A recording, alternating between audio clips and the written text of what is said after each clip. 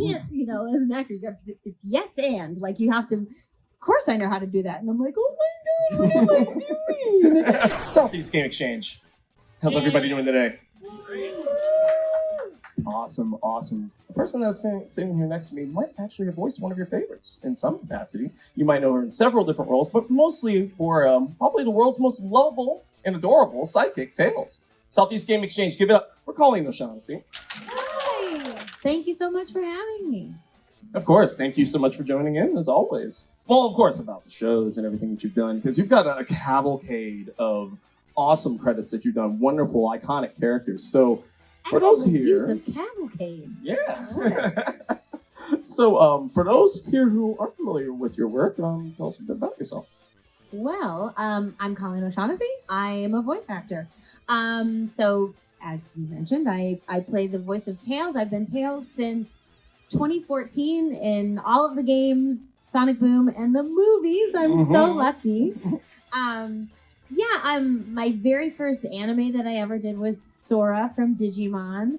I was Jazz from Danny Phantom. I played Wasp on the Avengers. Nell from Bleach. In Konohamaru on Naruto.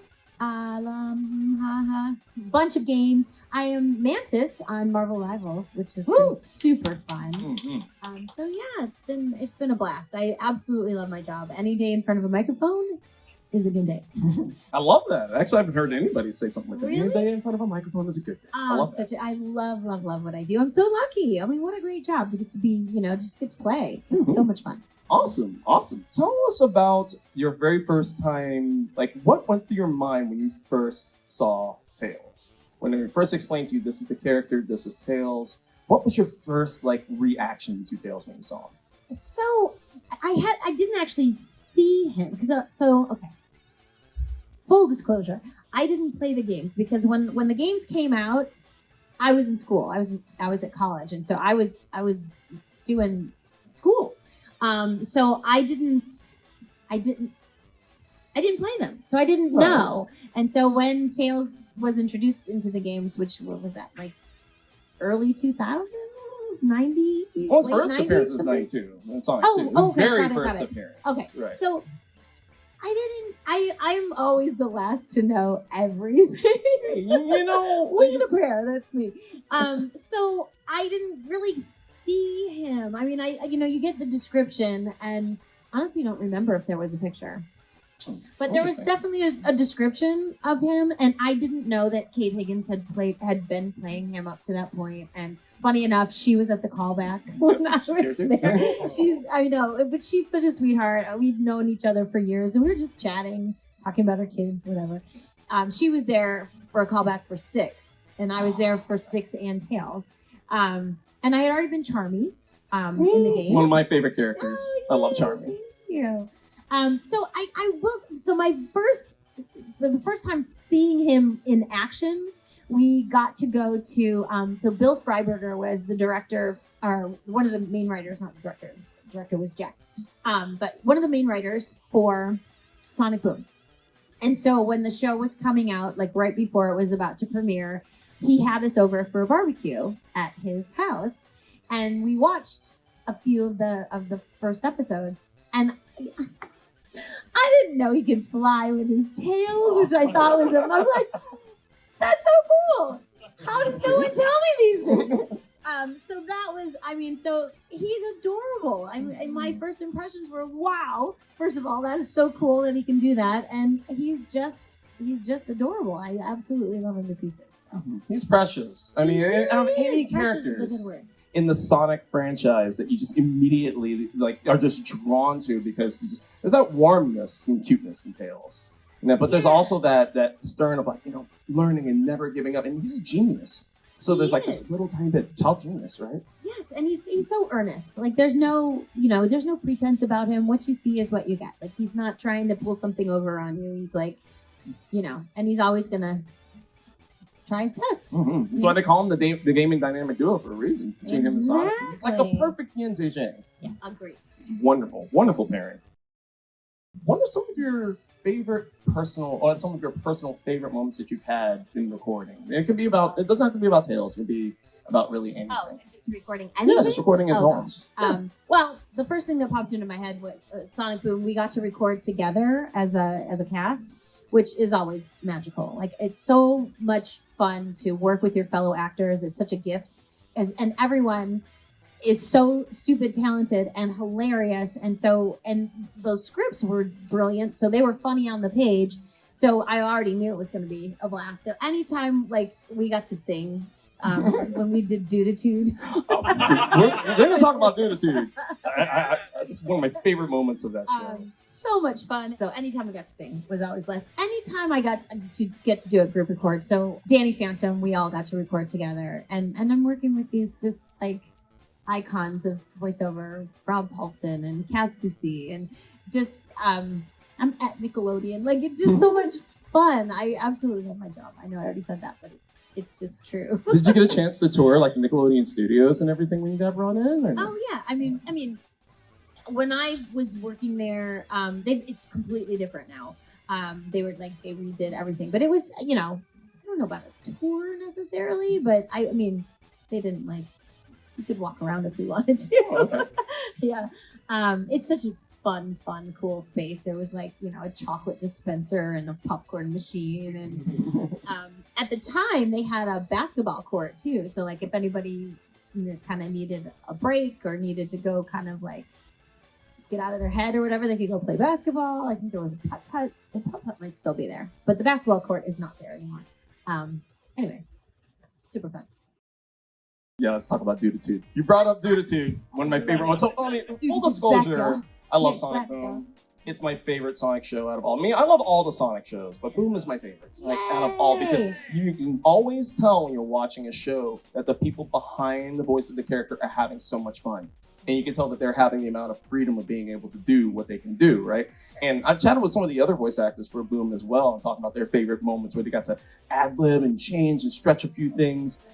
Did you get a chance to, contribute to that to yourself, to Tales at all? I mean, every once in a while, they were very open to it, but for me, the writing was so brilliant, so I tried to, stay true to that. I mean, if something came up, sure, we would just, sometimes stuff just comes out, and whether or not it stays, who knows? But yeah, I mean, and a lot of the actors on that show had an improv background. I do as well, and so it's always nice to be able to kind of bounce those things off, and that Jack and that the writers were open to that is so lovely, Nice. So yeah, it's always so much fun. Do you get a chance to do improv now more? I haven't in a really long time. I used to do improv with a group called The Empty Stage. That was about 1 billion years ago. But then I also worked with this group called Fake Radio. And it was we would take radio scripts from the 30s and 40s, dress in period costume, and perform them live on stage. And there was a lot of improv because everyone in that group were improvisers. And so we would, we'd try to stay true to the script for our director would be like, for the first third, stay true to the script. Then you can get a little loosey-goosey in second, third, and then by the end, it's the wheels are off the wagon. Just because it just... Let it go, let it flow. Just so much fun. So that's the only... I mean, other than work when they allow me to improvise, I haven't been up on stage doing long form in a long time. But it's fun. I love it. That's cool. So it always scared me. I was always like, oh, I can't. I'm not an improviser. And I'm like, I tried it, and I'm like, oh, I guess I am. I you have to trust yourself, and it's hard. It's hard to trust that. And all the jokes don't land. It's not always, they're not all gold, but you just have to go for it. See, I'm kind of that same way. Sometimes you have to just earn that little bit of courage just by jumping in and doing it. And sometimes, I'll be with me because I'm online performer myself, and I'm just many times, even though I've been doing it for years, sometimes you just get that sweat feeling before you see that red light when it goes on. Where is this gonna work? Are people gonna find this funny? Are people gonna entertain it? And then as soon as the red light is on, and you're live, you're in front of people, you're gold. And that's kind of what it sounds like. You just have to trust. You have to trust yourself. You have to trust your other actors, and you just have to go for it and make a strong choice. because any like mediocre blase choice is not gonna be funny, Right. and it's not gonna land, and the audience isn't gonna get what you're trying to do. But if you throw it out there and it still isn't funny, that's okay. But at least they got what you were trying to do, and whoopsie, it wasn't funny. But it's hard though. It's hard to just let it go. Right. Oh, absolutely. But it's awesome that you have the ability to do that. So and I hope that inspires other people to do the same. Yeah. So I hope so. How heartbroken were you in the episode with Tails and his crush in Sonic Boom? That episode literally almost ruined me to tears. I was like, no. Well, it's funny that you bring that one up because that's one of my. I'm not good with favorites. When people ask me what's your favorite anything, I'm like, because then I feel like the things I don't say are, gonna feel bad. I mean, the favorites for a reason. It's hard. It's hard for me to pick favorites. It really is. But that is one of my favorite episodes because I got to play Zoe too, which is kind of crazy to have a crush on yourself. But it was so much fun because we did it. I always read books to my kids, and that was my favorite things to do. And I was always all the characters. So to go back and forth between the two, for me, wasn't that hard. So we recorded it several different ways. We did it where I played both characters, just ran it down the page, being both, and then we did a take just as Tails and a take just as Zoe. But yeah, that was I loved him. Poor Tails, he was just so awkward and trying to take everybody's advice, and yeah, I love that episode. It's going back to just him being precious, and that's exactly what it is. Exactly. And he got some pretty bad advice too, so it's not entirely his fault. But. So did you know that Tails, in the video game world at least, Tails got his own game? Like a while back, he got a couple of his own games. Long time ago, yeah, right? If in any sort of like adventure, whether it be a game, a movie, a TV show, or something, and Tails were to get his very own adventure, yes, please. What would you like to see in that adventure? Yes, please. Oh, I feel like we all want to see that, right? I would love to see his origin story. I want to see more gadgets, more inventions. How did he start out being a gadget maker? Like, how did that happen? I want to see. I would love to see his origin story. Little baby Tails, how cute would that be?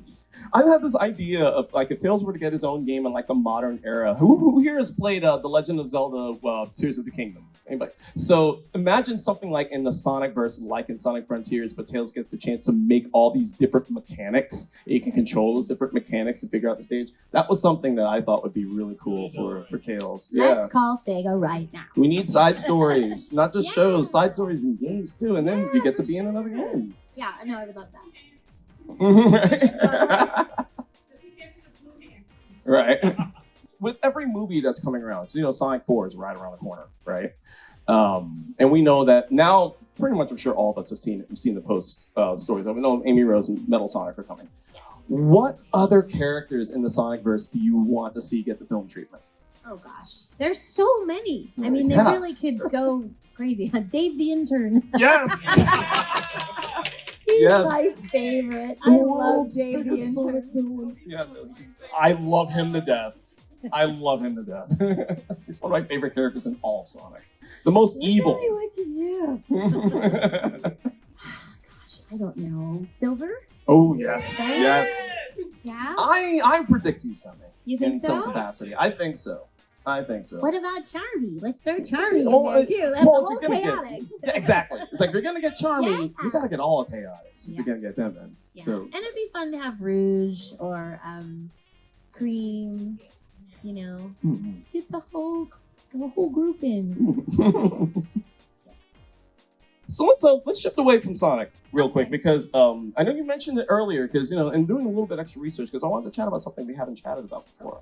Especially because one of my closest online friends, shout out to you, Kayla, is a huge fan of Digimon. And I had no idea that you were the voice of Sora in Digimon. OG. Yeah. Tell us about your time in that role. So that was my very first anime that I've ever done. And I didn't know what I was doing. There's no, there might be now, but there was no how to. There certainly wasn't a book or anything. And I had no idea what I was doing. So I auditioned for the show and I didn't I booked it, and then I walked into the first session, and I'm like, I was so stressed out at the end of those sessions. They were only 2 hours most of the time. And so with dubbing, it's already done, right? It's already been done in Japanese. And so you're looking at the picture on the screen, the video, and then you've got your script. And you're having to read your script and act but make it fit in the picture, and it's back and forth, and you've got beeps in your headphones, and there's just so much going on. Like, I was literally exhausted at the end of those sessions.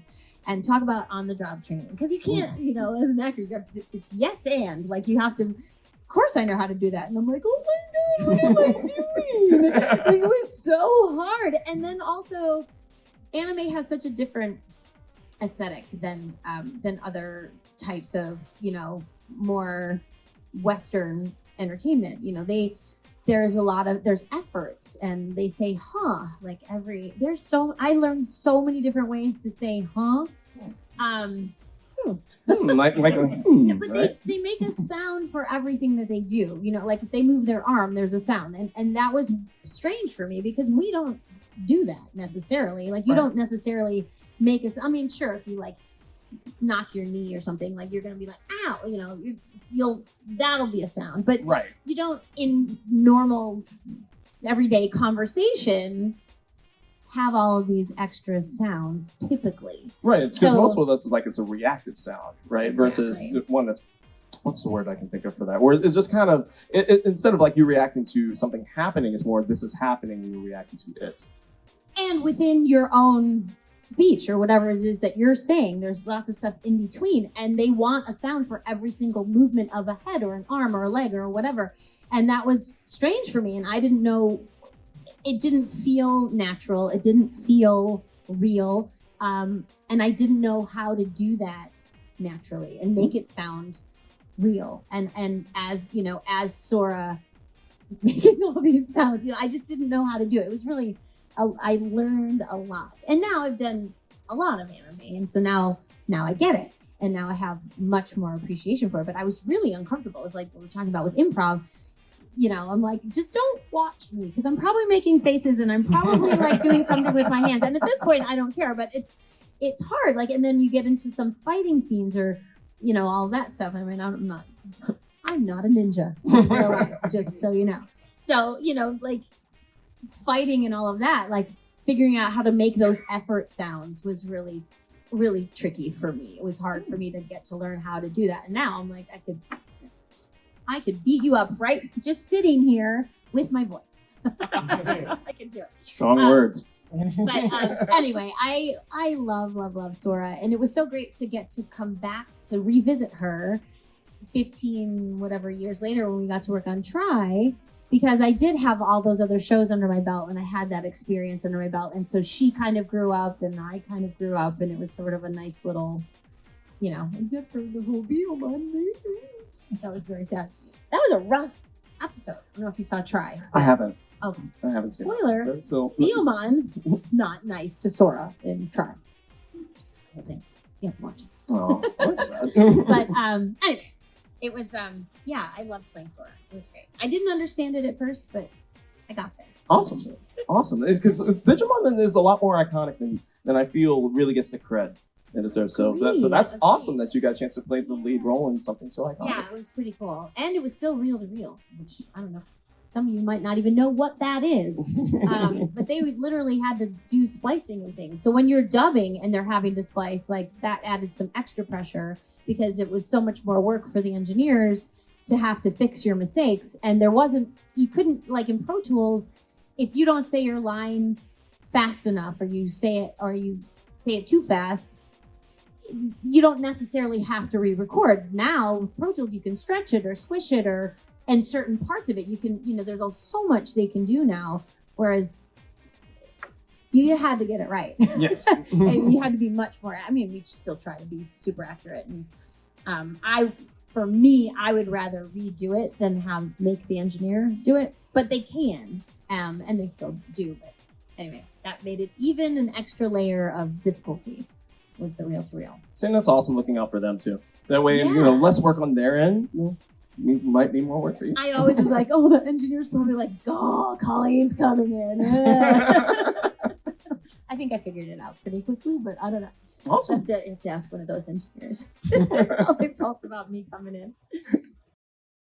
So that actually does kind of bring me into one thing. So did you know that today is National Voice Actors Day? It is. I did not know that. Yeah, I saw it online this morning. So what a happy great National. day. Yeah, indeed. Indeed, a Thank wonderful you. day, and much love and respect to all the hardworking voice actors out there. So how often did you get a chance to play a villain in your voice Not acting that role? often, but when I did, it was so much fun. Okay, because that's what I was going to ask. What do you think overall, if you did get a chance to play more villain roles, do you think you would have more fun being a hero or a villain? You know, villains are so much fun to play because there's just so much to them. You know, they're bitter about something. So it's really fun to play a villain. But like you said, yeah, I haven't played a lot. I got to be Kronya in Fire Emblem. She was a good old baddie. Yes. Lolly, L-O-L-Y, Loli. In Bleach, she was pretty nasty. I'm trying to remember the name of this. There was a show, and I played a real mean meanie, and I can't remember the name of the show. Because it was a small part. She was only in a few episodes, but she was mean. I kind of I kind of felt icky after those sessions with that particular one because she was Like really like mean. so mean, like bully, like that, like the worst bully at school, bully mean, and I always felt kind of bad after that one. But I loved playing Kronya. That was super fun. So Kronya is the one from Fire Emblem, right? Yeah. Because that's what my Yeah. my wife is a big Fire Emblem fan. Oh, okay. And so like it was so funny. Like I walked in because our TV's like right by the kitchen and I'm making food.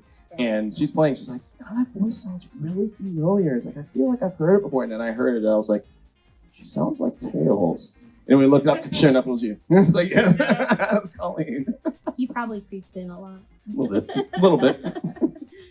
So yeah, I have one last thing. Do you have any sort of particular advice for any aspiring voice actors out there? For those who want to chase the dream, for those who want to get it, do you have any particular advice you want to share with everybody? Acting. It all comes down to acting. Acting classes, do theater, do improv, take classes online. You have to study your craft. The thing about voiceover, which is wonderful, and film is wonderful, theater is wonderful. Voiceover is really its own animal. Like we have a microphone and we have our voice, and that's all you have to get your emotion and your point and the writing across. So you have to be able to do that. You have to be able to do it by yourself because we don't often get to work with each other.